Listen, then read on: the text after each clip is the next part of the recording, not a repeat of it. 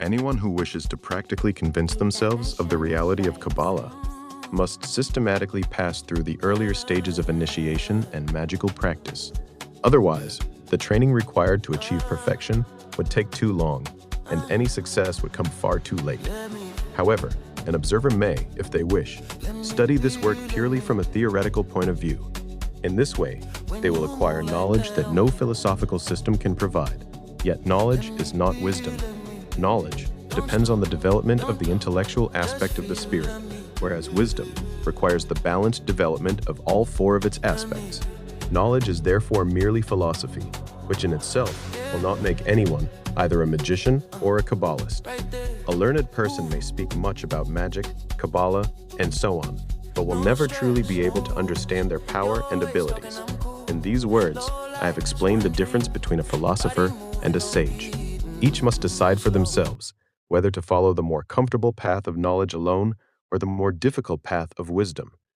Even primitive peoples, regardless of race or location, possessed their own religion or concept of God, and consequently, also a certain form of theology.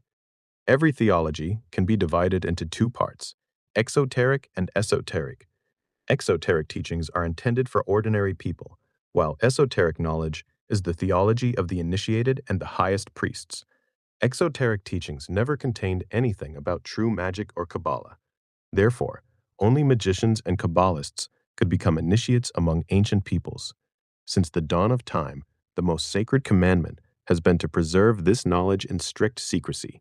Firstly, to maintain authority. Secondly, to retain power over people. And thirdly, to prevent its misuse. This tradition has survived to this day, and although my knowledge offers the reader full understanding, it gives them only knowledge, not wisdom. The degree of wisdom achieved depends on the maturity and development of the individual. My knowledge will reveal the highest wisdom only to those who are truly mature, that is, the initiated, thus creating a vast gulf between the learned person and the sage.